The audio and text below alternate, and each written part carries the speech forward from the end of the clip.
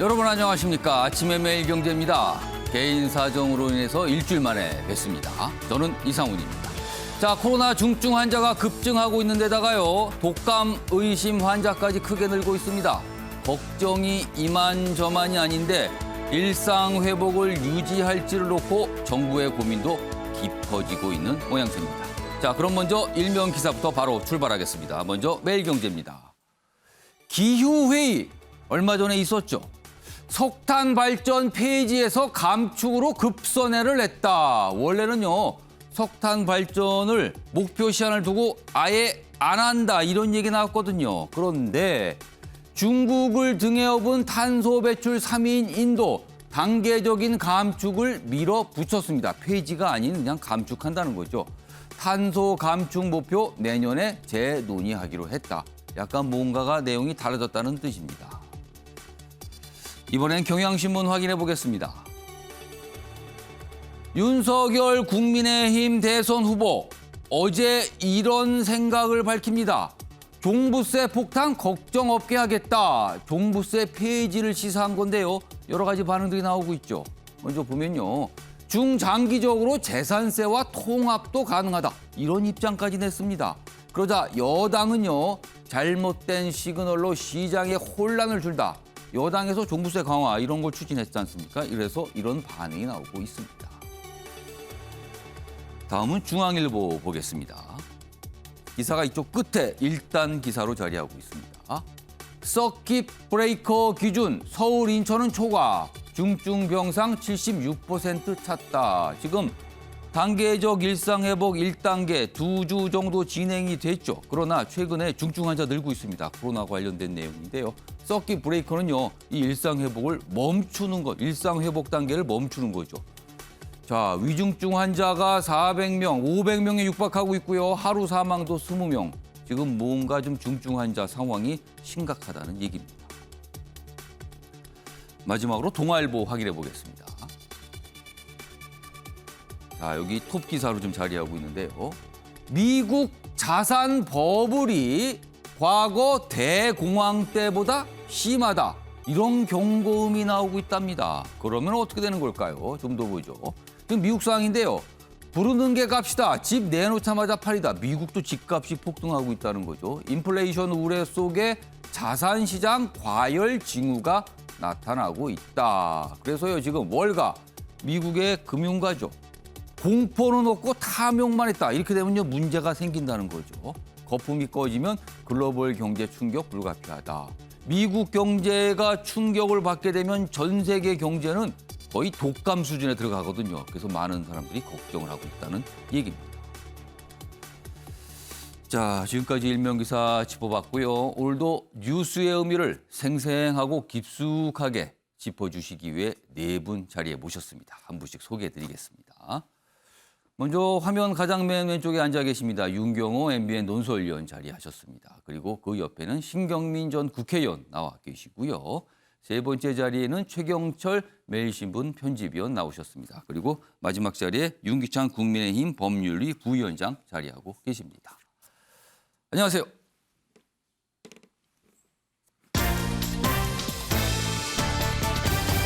오늘 다룰 주요 이슈들을 네 가지 키워드로 정리했습니다. 아침을 여는 키워드 하나씩 확인해 보겠습니다. 11월 15일 월요일 순서입니다. 먼저 첫 번째 키워드입니다. 1%포인트, 그러니까 1% 남았다는 거예요. 자, 정부가요. 단계적 일상 회복 1단계에 들어가기 전에 이 회복, 단계적 일상 회복이 멈출 수 있는 조건들을 제시했어요. 병상과 관련해서 뭐 75% 이런 숫자 제시했거든요. 그런데요, 지금 그 숫자에 육박하고 있다는 겁니다. 그래서 지금 첫 번째 키워드 1% 남았다. 이런 키워드입니다. 두 번째는요. 루머 불끄기. 이재명 더불어민주당 대선 후보 관련해서 지난주부터 무슨 루머가 돌았죠. 지금 민주당에서는 이런 괴소문이다. 이렇게 좀 반발하고 있는 상황인데 이거에 대해서 정면 돌파를 선택했습니다. 기사로 준비돼 있고요. 세 번째 키워드는 청년과 수도권입니다.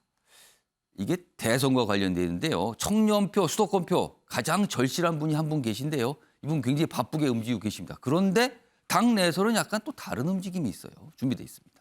마지막 키워드는 완주한다. 이른바 제3지대. 군소정당의 대선 후보들 끝까지 대선 완주하겠다. 이런 의지를 밝히고 있습니다. 그러면은 어떤 영향이 있는 걸까요? 분석해 보겠습니다. 자, 그럼 아침의 매일경제 본격적으로 출발하겠습니다. 첫 번째 이슈는요. 지금 코로나 상황 좀 심상치 않게 가고 있는데요. 어떻게 해야 되는 건지 좀 짚어보겠습니다. 먼저 두 가지 기사가 준비되어 있습니다. 병상 가동률, 그러니까 중증 병상 가동률이에요. 75%에 다다른 수도권이다. 서킷 브레이커 발동 임박했다. 서킷 브레이커를 멈추는 거예요. 멈추는 거. 그러니까 지금 일상 회복 그 멈추는다는 뜻은 다시 과거로 방역이 강화된다는 뜻이 됩니다. 좀 더 보죠. 신규 확진이 닷새 연속 2,000명대를 유지하고 있고요. 여기 보시면요. 이 병상 가동률이 서울은 76.2%로 기준인 75%를 이미 넘어갔습니다. 그리고 경기는 72.9%. 약간 낮지만요. 역시 높습니다. 위중증은 지금 500명에 육박하고 있고요. 전날보다 겨우 2명 줄었다. 사망자도 늘고 있고. 자, 정부는요. 이런 상황에서 일단 굉장히 신중한데요. 아직은 의료체계가 감당할 수 있다. 더 지켜봐야 한다는 입장을 내고 있습니다. 내일 정부가 뭔가 지침을 발표할 예정입니다. 일상회복 이러다가 심각해지면 중단될 수도 있는 거 아니냐. 이런 목소리도 좀 나오고 있거든요. 기사 하나 더 보죠. 자, 수도권 코로나 위중증 급증에 병상 비상 가동까지 1% 남았다. 그러니까요. 서울의 경우는 아까 75% 넘어섰고요. 경기도는 71% 약간 웃돌죠. 평균 내니까 지금 73.9입니다. 1.1%포인트 정도 더 남았다는 거죠. 자, 이 정도 여유 갖고 되겠냐는 거예요. 긴급 병상 확보 사실상 실시하고 있다. 미접종자 모임 축소 등 필요하다. 이런 지적들이 전문가들 사이에서 나오고 있습니다. 자, 그럼 이와 관련해서요. 방역당국의 설명이 좀 있었는데요. 확인해 보겠습니다. 전체 확진자 규모가 증가하고 있어서 이에 따라서 위중증 환자도 함께 증가하고 있는 것으로 분석되고 있습니다. 현재까지 발생하는 위중증 환자에 대한 의료적 대응에 있어서는 큰 문제가 없는 상황입니다. 이렇게 지금 현재는 미접종 확진자의 총규모가 어느 정도나 증가할 것인지가 앞으로 위중증 환자의 증가 속도를 가늠하는 중요한 지표가 될 것이라고 보고 있고, 금주 상황 그리고 다음 주 정도까지의 전체 추이를 보고 있으면 기사 하나 더 이어가 보죠. 다른 나라 상황입니다. 역시 좀 심각해지고 있어요. 다시 봉쇄다. 위드 코로나 되돌리는 유럽과 중국 이렇게 돼 있습니다. 네덜란드는요. 2달 만에 강화 조치로 갔습니다. 오스트리아 전국 봉쇄를 검토하고 있다. 중국은 올림픽 앞두고 통제가 더욱 엄격해지고 있다는 거죠. 베이징 들어올 땐 음성 필수다. 그러니까 좀 더 강화를 하고 있다는 겁니다. 각국의 모습이죠. 특히 유럽이 확진자가 크게 늘고 있어서 뭔가 좀 과거로 다시 돌리는 모습들이 나타나고 있습니다. 자, 그럼요. 지금부터 전문가 연결해서 좀 더 자세한 내용 좀 다뤄보도록 하겠는데요. 천은미 이화여대 목동병원 호흡기내과 교수 전화로 연결돼 있습니다. 천 교수님 나와 계시죠? 네, 안녕하십니까? 예, 무엇보다요. 좀 궁금한 게 가장 궁금한 거는 많은 분들 역시 생각하실 것 같은데 검사 숫자가 주말이면 통상 줄어듭니다. 그런데 오늘도 2,000명대 확진자 기록할 거로 보이거든요. 그리고 중증 환자 빠르게 늘었습니다. 단계적 일상회복 1단계 시행 2주가 지나고 있는데 지금 이런 숫자들 보시면요. 예상한 결과라고 보세요. 어떻게 생각하십니까? 네, 좀 예상이 됐습니다. 위드 코로나로 이제 감염자 확진자 수가 증가를 했고 특히 학생 감염이라든지 미접종자에서 늘고 있습니다. 60대 이상은 예방접종 기간이 6개월이 지나면서 중화항체가 떨어지면서 면역 저하로 돌파 감염 사례가 늘었고 이로 인해서 요양시설의 위중증자가 늘고 있습니다. 또 최근 한 달 전보다는 1,000명이 증가했고요. 예. 2주 전보다는 500명이 증가했습니다.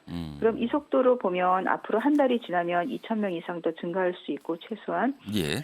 특히 중증 환자 병상이 지금 수도권, 서울은 75%를 넘었기 때문에 예. 아마도 그 중환자 보는데 굉장히 어려움이 있을 거로 생각이 들고 특히 중환자가 요양시설에서 많이 나오고 집단 감염으로 나오기 때문에 이런 곳에 대한 선제 검사를 강화를 하고 고령자들의 기저질환자에 대해서는 부스터를 조금 당기는 것이 필요할 것 같습니다. 예, 지금 뭐 천임님 교수 전체적인 말씀 다 해주셨는데 좀 더 자세하게 하나씩 들어가 보겠습니다. 지금 확진자 그리고 중증 환자 증가세가 좀 생각보다 좀 가파르다고 보세요? 아니면 이 정도는 예상했으니까 어느 정도 좀 감내할 단계라고 보세요? 확진자 수에 비해서 중증 환자가 많이 늘었습니다. 그 이유는 4차 대유행 때 축적이 돼 있던 젊은 층들의 감염자가 중환자들은 보통 한 달, 2달 이상 가기 때문에 누적이 돼 있었고 예. 최근에 이런 확진자 증가가 결국은 요양시설의 취약계층으로 전파가 되면서 요양시설에서 감염자가 늘었던 거죠. 그렇다면 우리가 3차 대유행 때 요양시설의 집단 감염으로 많은 사망자가 나왔습니다. 예. 그 점에 대해서 대처가 좀 아직도 안 된 것 같다. 그러니까 선제 검사가 늦어졌고 백신 면역이 떨어지는 걸 고려해서 좀 더 우리가 주의를 했어야 되는데 부스터도 조금 더 빨리 해외처럼 치료를 했어야 되고 최근에 우리가 재택 치료를 하게 되면서 재택 치료 중에 악화가 되면서 중증자로 가는 비율이 앞으로 늘어날 수 있기 때문에 그 점에 대해서 방역 당국이 좀 더 강화를 해야 될 것 같습니다. 그렇다면은 특히 고연령층 분들에 대한 부스터샷, 그러니까 3차 접종이 되는 거죠. 이건 좀 서둘러야 된다는 생각을 갖고 계십니까? 그 부스터는 요양시설에 계시는 오랜 투병하시는 기저질환자들이 면역이 낮기 때문에 예. 2차 접종까지 부작용이 없었던 경우에 한해서 저는 부스터샷을 하는 것이 필요하다고 생각하고요. 예. 대부분의 젊은 분들은 사실 면역을 갖고 있습니다. 일부분. 그렇기 때문에 저는 방역을 좀 더 우리가 지켜야 된다고 생각합니다. 예. 위드 코로나를 간 나라들 중에 대부분 나라들이 지금 다시 회귀를 하고 있죠. 그 예. 말은 방역이 완화가 되면 결국은 바이러스 감염으로 확진자가 늘게 되고 그중에 일부분은 반드시 중증자로 가게 되어 있습니다. 지금 병상 얘기 잠깐 하셨는데요. 중증 병상 가동률이 서울은 이미 75%를 넘었고요. 수도권 전체로도 75% 육박하고 있습니다. 정부가 단계적 일상회복 1단계 발표할 때 제시한 기준, 그러니까 다시 방역을 강화하는 기준이 병상, 중증 병상 이 가동률 75%였거든요. 그런데 지금 육박하고 있는 상황이거든요. 지금 상황은 굉장히 위험하다고 보십니까? 아니면 아직은 그래도 여유가 있다고 보십니까?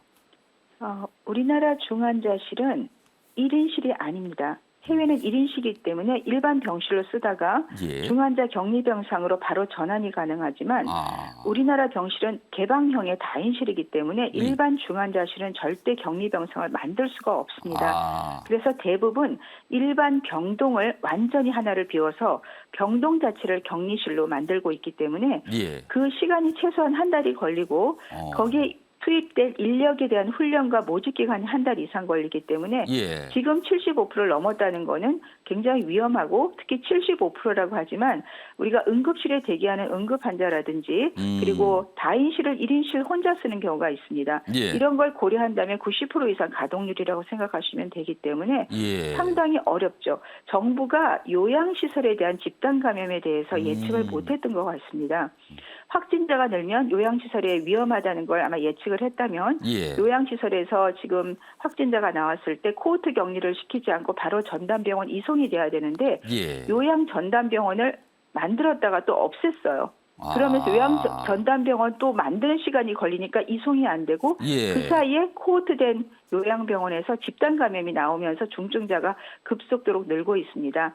그래서 이런 경우는 빨리 이송을 하시고 나머지 입소자 종사자에 대해서는 예. 국내 항체 치료제를 투여를 하시게 되면 80% 이상 중증으로 예방을 하실 수가 있습니다. 예. 그러한 방법을 좀 같이 병행하시면 좋겠습니다. 정부가 그동안 좀 놓친 여러 가지 점들 좀 지적해 주셨는데 자, 그렇다면요. 정부도 고민하고 있을 거고요. 많은 분도 걱정하고 계십니다. 지금 단계에서 내일 정부가 뭔가 지침을 내놓을 예정인데 지금 단계에서 단계적 일상회복 1단계 지금 완화된 거잖아요. 이게 뭔가 방역이. 이걸 멈추고 방역을 강화해야 된다. 이런 목소리도 있고 아직은 이르다는 목소리도 있는데 청 교수님께서는 어떤 의견을 좀 갖고 계십니까?